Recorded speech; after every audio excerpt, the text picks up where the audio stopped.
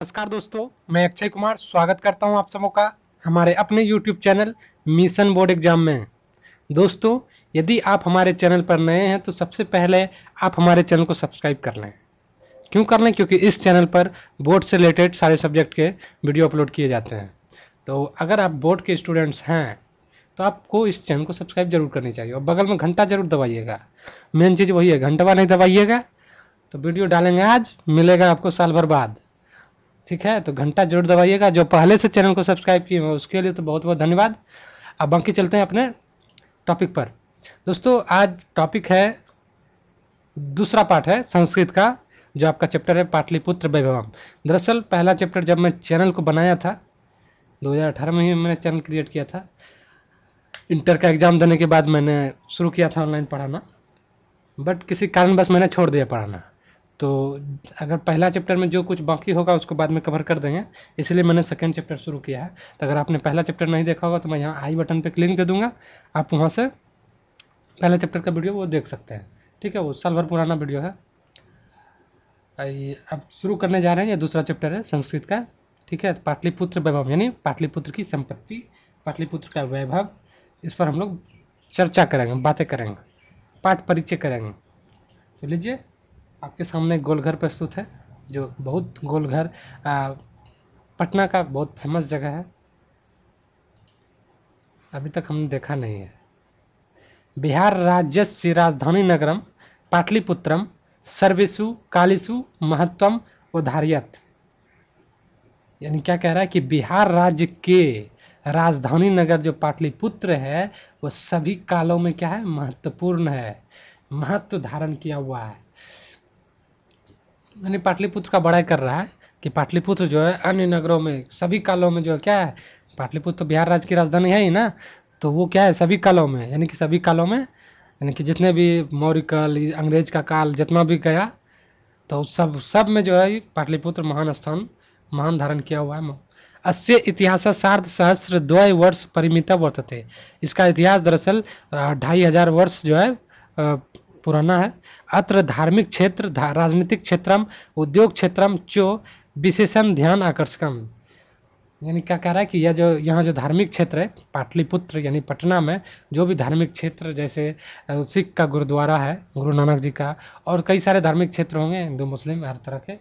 तो राजनीतिक क्षेत्र जैसे आपका संग्रहालय हुआ, और क्या क्या होता है राजनीति, जो राजनेता लोग, नेता सब लोग मीटिंग बैठक करते हैं, तो वो उद्योग क्षेत्र, जो भी कंपनी फैक्ट्री जो भी हो, ये सब विशेषकर क्या करता है, ध्यान आकर्षण, ध्यान जो है आपका आकर्षित करेगा।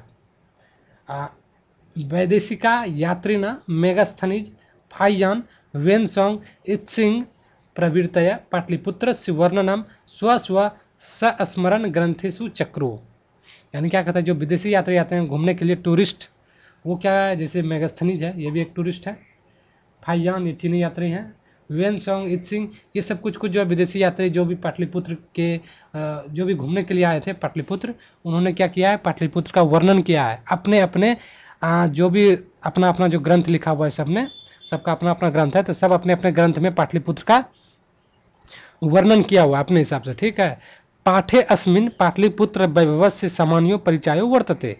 यानी कि इस पाठ में, यानी पाटलिपुत्र वैभव जो चैप्टर है संस्कृत का दूसरा चैप्टर, इस पाठ में हम लोग क्या पढ़ेंगे, पाटलिपुत्र के वैभव का, यानी पाटलिपुत्र की संपत्ति का सामान्य, यानी कि जनरल जो है इंट्रोडक्शन लेंगे, थोड़ा सा जनरल, ज़्यादा विस्तार से नहीं, जनरल सामान्य परिचय करेंगे।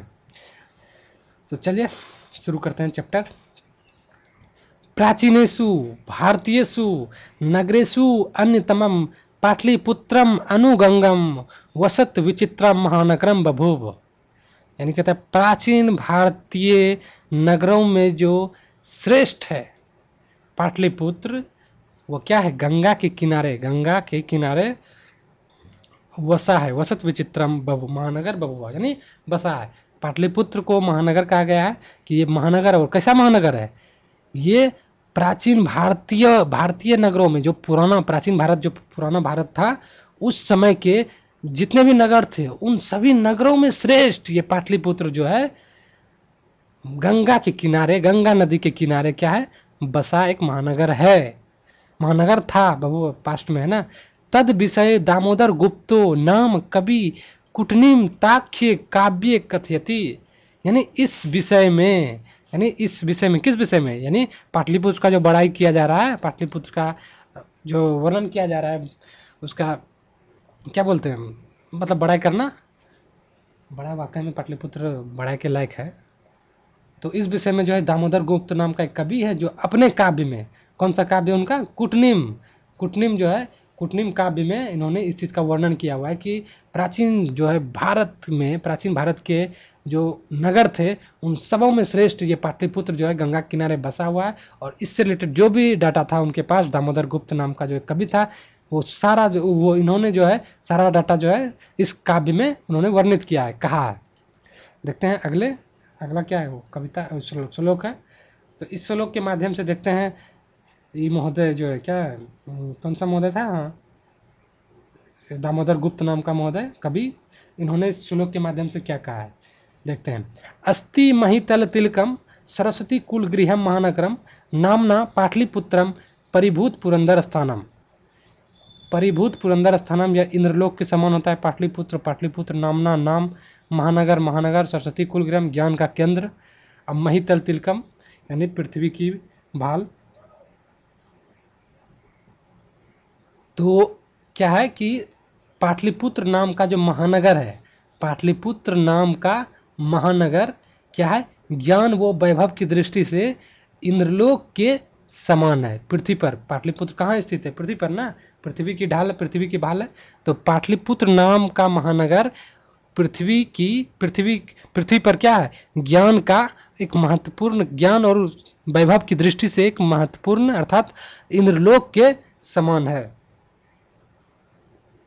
इसका अगर व्याख्या अगर हम देखें, तो अगर इसका व्याख्या अगर विस्तार से अगर हम इस चीज़ को व्याख्या करें, क्योंकि व्याख्या भी पूछा जाता है कभी कदाल, तो इसको लिखना होगा कि प्रस्तुत, इसका व्याख्या अगर कहाँ गए माउस, हाँ, इसका व्याख्या अगर लिखना होगा तो थोड़ा सा विस्तार से लिखना होगा इस चीज़ को कि प्रस्तुत जो श्लोक है यह किससे लिया गया है, पाटलिपुत्र वैभवम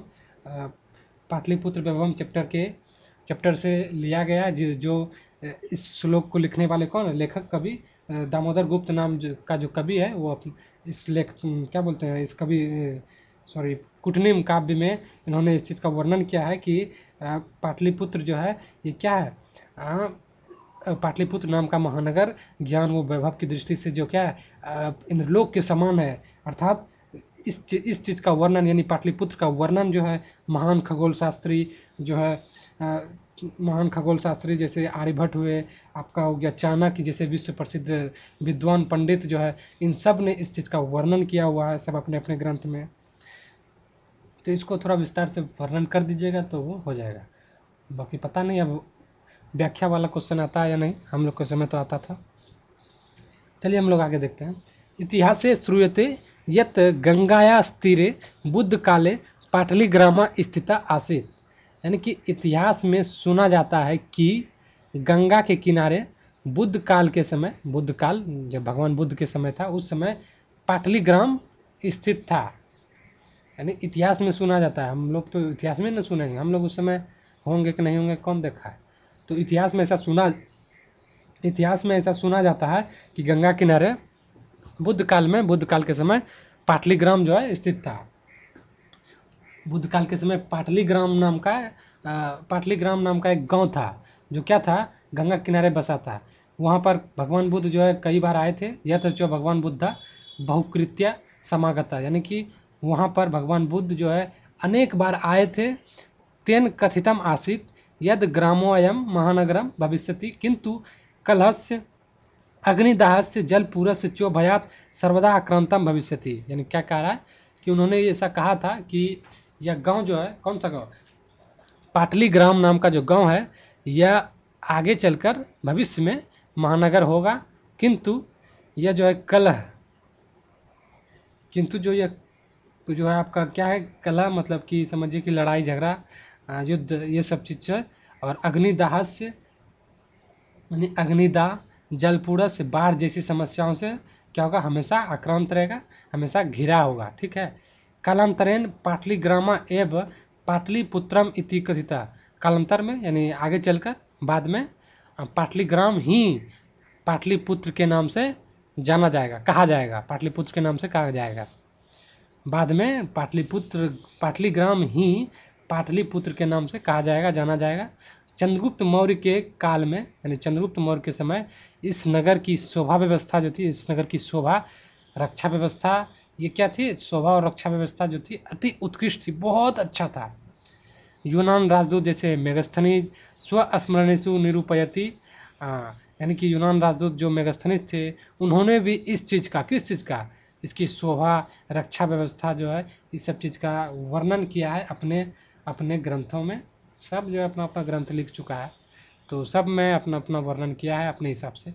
अस्य नगरस्य वैभवम प्रियदर्शिना अशोकस्य समय सूत्राम समृद्धा, यानी इस नगर की जो संपत्ति है, इस नगर का जो संपत्ति है, वैभव है, यह जो है अशोक के समय जो है अति जो है प्रियदर्शी था, शुद्ध समृद्ध था। अशोक के समय जो है प्रियदर्शी, इसको अशोक का बड़ा किया गया है, प्रियदर्शी अशोक के समय जो है अति जो है समृद्ध था। चल अगले देखते हैं, आगे देखते हैं। बहुकालम पाटलिपुत्रस्य प्राचीना सरस्वती परंपरा प्रावर्तत इति राजशेखर स्वकाव्य मीमांसा नामके कवि शिक्षा प्रमुखे ग्रंथे सादरम स्मृति। बहुकालम यानी कि बहुकाल यानी दीर्घ काल से, बहुत पुराने, बहुत समय पहले पाटलिपुत्र की जो प्राचीन सरस्वती परंपरा जो थी, यानी कि पाटलिपुत्र की जो प्राचीन परंपराएं थी, इस परंपरा को क्या किया है, राजशेखर नाम का जो कवि है, इन्होंने अपने ग्रंथ में इन्होंने जो लिखा है अपना काव्य, कौन सा काव्य, काव्य मीमांसा, ये इनका काव्य है। इन्होंने इस काव्य में हमारे पाटलिपुत्र यानी पटना जो है, अभी वर्तमान में पटना है, इसका जो है परंपरा, शिक्षा परंपरा का, सरस्वती परंपरा यानी शिक्षा परंपरा का वर्णन किया है। तो देखते हैं इस श्लोक के माध्यम से इन्होंने क्या वर्णन किया है। अत्रोप वर्ष वर्षावी पाणिनि पिंगलावी ब्याडी वर रुचित पतंजलि इह परीक्षिता ख्यातिम उपजगमु, यानी कि यहाँ पर जो है उपवर्षो, यहाँ पर कहाँ, पाटलिपुत्र का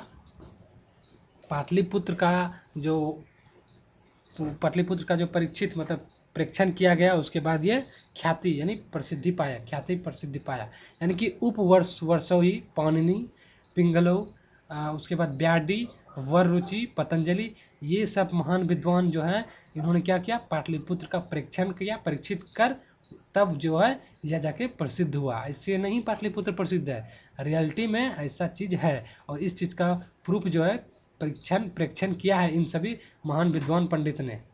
ठीक है, यानी कि इसका अगर व्याख्या देखें तो यह भी जो है पाटलिपुत्र नगर की विशेषता को ही बताया गया है इस श्लोक के माध्यम से। और कौन बताया विशेषता, तो ये जो है राजशेखर नाम का कवि जो है अपने काव्य मीमांसा नामक में इस श्लोक के माध्यम से ये बताया है कि यह नगर जो है प्राचीन काल से ही जो है ये ज्ञान का केंद्र रहा है। और यहाँ पर जो उपवर्षो पाणिनि पिंगलो ब्याडी वरुचि पतंजलि जैसे महान विद्वान पंडित जो है, जो कि अन्य रचनाओं में विश्व से प्रसिद्धि पाई है, इन्हीं विशेषताओं के कारण जो है मेगस्थनीज, वेनसोंग, फाहियान, इन लोगों ने इसकी बहुत प्रशंसा की है। इसलिए जो है ये गुप्त शासन काल में उत्कर्ष का काल माना जाता है। पाटलिपुत्र जो है शिक्षा व राजनीति, धर्म, संस्कृति आदि की दृष्टि से जो क्या है, ये बिल्कुल सर्वश्रेष्ठ मानी जाती है। ये सब था। तो अब देखते हैं आगे। कतिपयेषु प्राचीन संस्कृत ग्रंथेषु पुराण आदिषु पाटलिपुत्रस्य नामांतरम पुष्पपुरम कुसुमपुरम वा प्राप्यते, यानी कतिपयेषु मतलब कुछ ग्रंथों में, कुछ प्राचीन संस्कृत ग्रंथों में जैसे पुराण आदि हुआ, प्राचीन संस्कृत ग्रंथों में जैसे पुराण आदि हुआ, पाटलिपुत्र का नाम जो है पुष्पपुरम, कुसुमपुरम ऐसा देखने को मिलता है।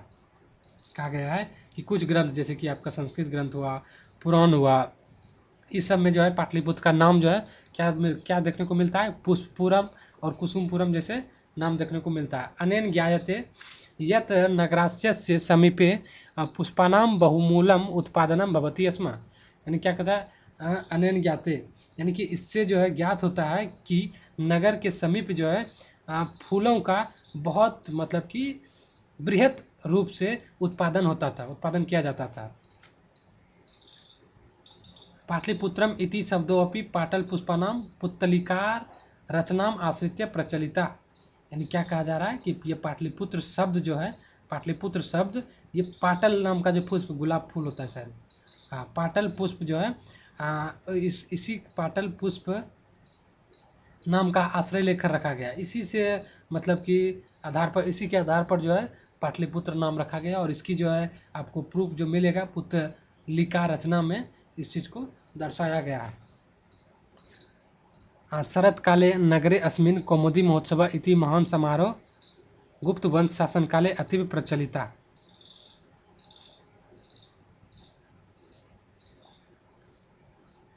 यानी कि शरत काल में इस नगर में क्या होता था, कौमुदी महोत्सव जैसा महान समारोह जो है किसके काल में होता था, गुप्त वंश शासन काल में बहुत प्रचलित था। गुप्त वंश शासन काल में ये कौमुदी महोत्सव जो है अति प्रचलित था इस नगर में, पाटलिपुत्र नगर में। वहाँ पर तत्र सर्वाजना आनंद माना उपवन, वहाँ पर सारे लोग जो है क्या होते हैं, खुशी पूर्वक आनंद मग्न होकर आते थे। संप्रति दुर्गा पूजा अवसर इत्यादि समारोह दृश्य थे, यानी इस समय दुर्गा पूजा के अवसर पर जो है सारे ऐसे कई सारे समारोह आपको देखने को मिलते थे।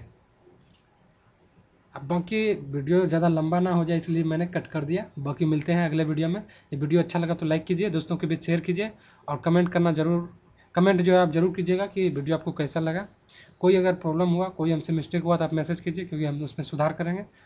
क्योंकि आपको पता होगा कि मैं किसी